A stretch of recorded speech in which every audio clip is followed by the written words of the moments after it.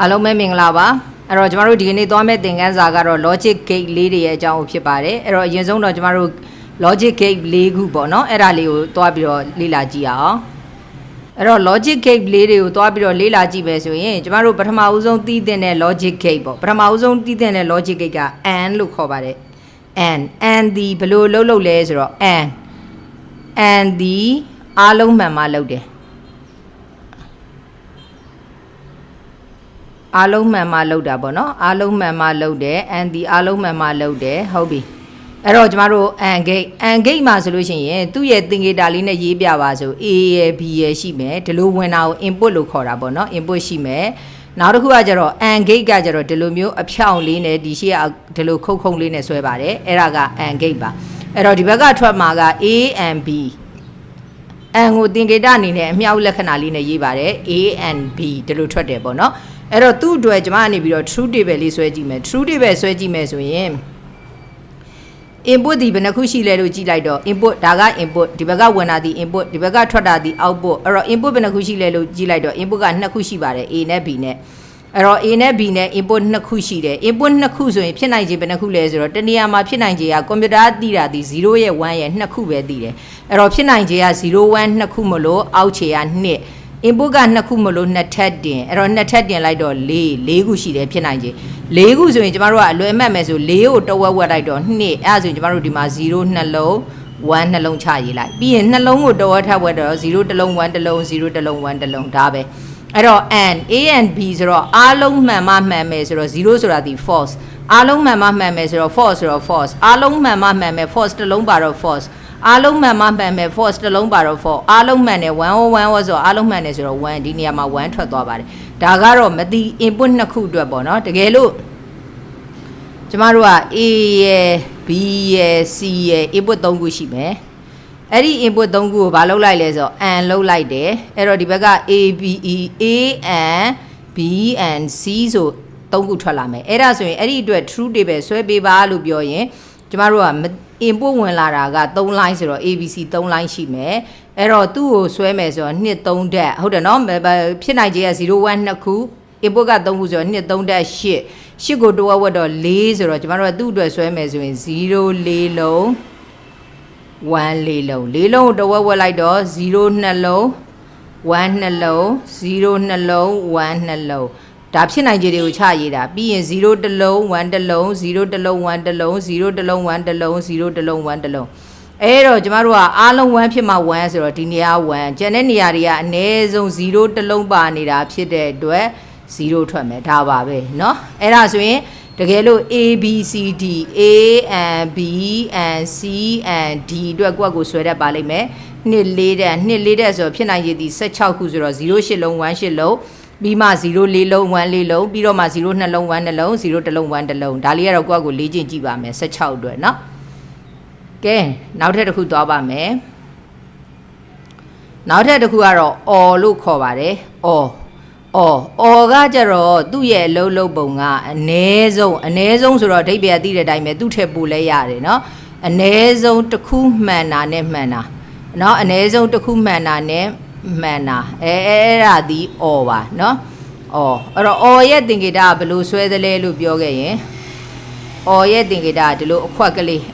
ကိုမှဒီလိုလေးသွားတာအဲ့ဒါဒီ or ပါအဲ့တော့ A B အဲ့တော့ဒီနေရာမှာ O ကျတော့အပေါင်းလေးနဲ့ရေးပါတယ် A or B ဒီလိုရေးပါတယ်အဲ့တော့သူ့အတွက် true table ဆွဲကြည့်မယ်ဆိုတော့ကျမတို့က AB ဆိုတော့ input က A ရယ် B ရယ်2ခုရှိပါတယ်2ခုဆိုတော့2ထပ်ဆိုတော့4ဖြစ်နိုင်ခြေ4ခုဆိုတော့4ခုတဝက်ဝက်0 2လုံး1 2လုံးတဝက်ထပ်ဝက်0တစ်လုံး1တစ်လုံး0တစ်လုံး1တစ်လုံးအနည်းဆုံးတစ်ခုမှန်တာနဲ့မှန်တယ်ဆိုတော့0 0ဆိုတော့တစ်ခုမှမမှန်တော့0 0 1အနည်းဆုံးတစ်ခုမှန်တော့1 1 0အနည်းဆုံးတစ်ခုမှန်တော့1 1 1အနည်းဆုံးတစ်ခုမှန်တယ်တစ်ခုတည်းပုံမှန်လဲ1 A or B ဒါပါပဲเนาะသူ့ရဲ့အလုပ်ပုံကတကယ်လို့3 bit A or B or C အတွက်ကျမတို့ပုံဆွဲပေးပါလို့ပြောခဲ့တယ်ဆိုရင်เนาะA B C 3ခုဆိုတော့2 3တက်ဆိုတော့8ဟုတ်တယ်နော်အဲ့တော့0 4လုံး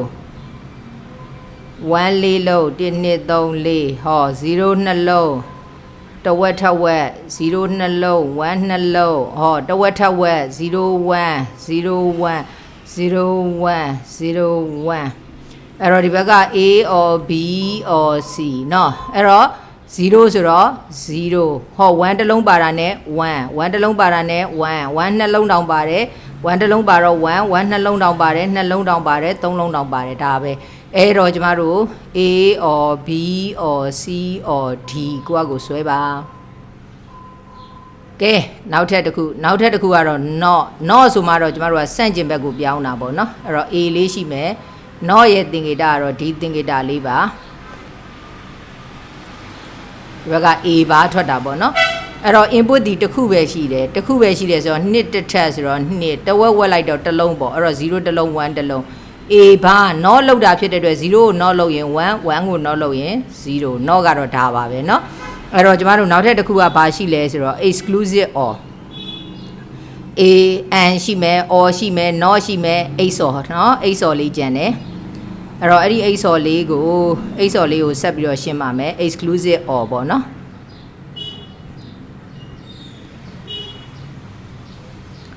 exclusive or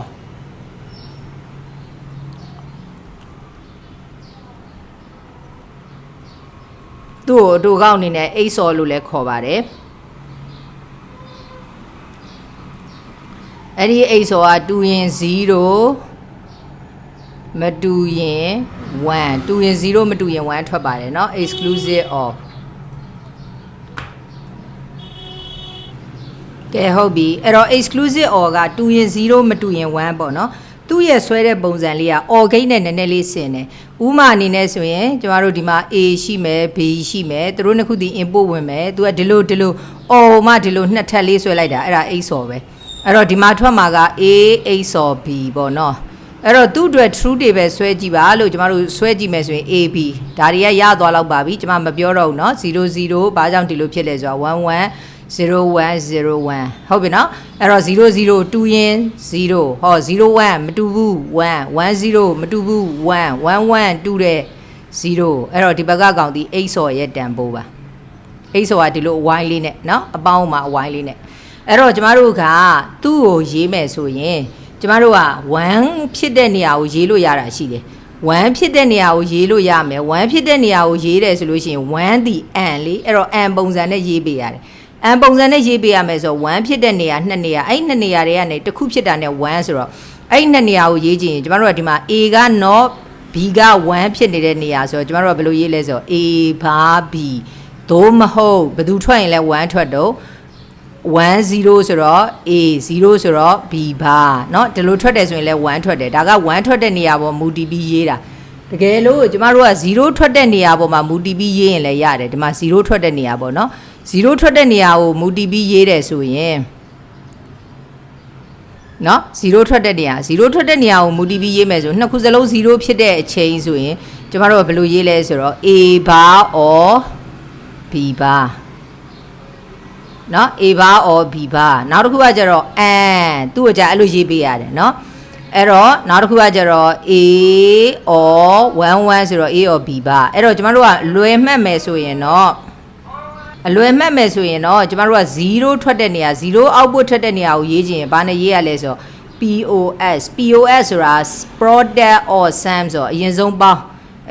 င်းလက်သေးကုန်းထဲမှာအရင်ဆုံးပေါင်းပြီးတော့မှ product မြောက်တဲ့ပုံစံဟာအဲ့ဒါဆိုလို့ရှိရင်1ထွက်တဲ့နေရာကိုရေးချင်ရင်ဘယ်လိုရေးရလဲ1ထွက်တဲ့နေရာကိုရေးချင် SOP ဆိုတော့ sum of product ဆိုတော့အရင်ဆုံးမြောက်ဟုတ်တယ်နော်အရင်ဆုံး off product ဆိုတော့ off ရဲ့နောက်ကကောင်အရင်လုံးမှာဆိုတော့ product အရင်မြောက်ပြီးတော့မှပေါင်းအဲ့တော့ဒီနှစ်ခုလေးကကြိုက်တဲ့ပုံနဲ့ဆွဲလို့ရပါတယ်အဲ့တော့ပထမ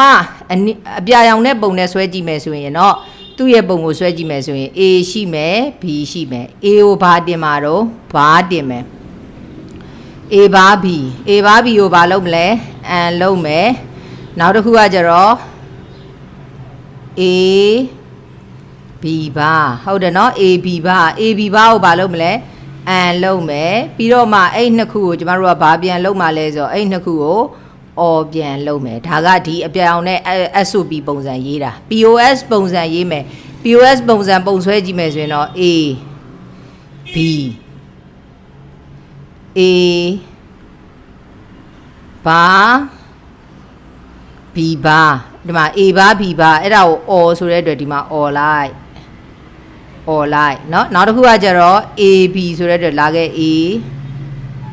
လာခဲ့ B အဲ့တော့အဲ့နှစ်ခုကို or ဟုတ်တယ်เนาะဒီမှာဒါ or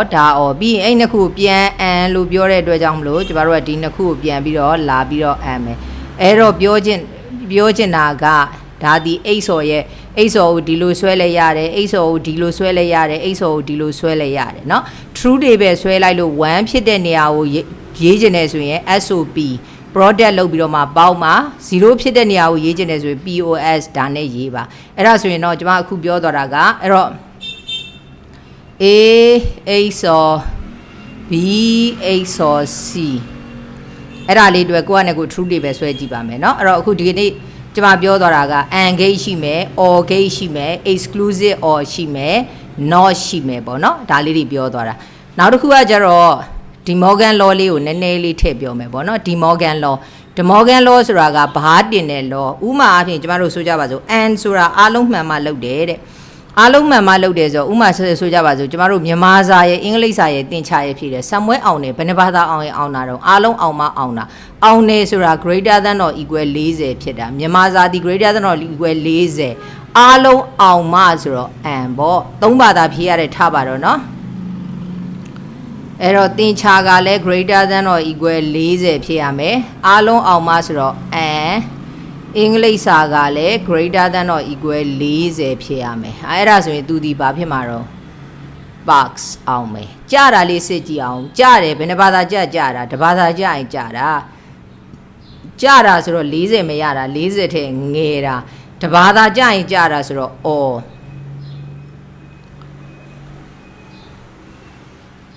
less than 40 or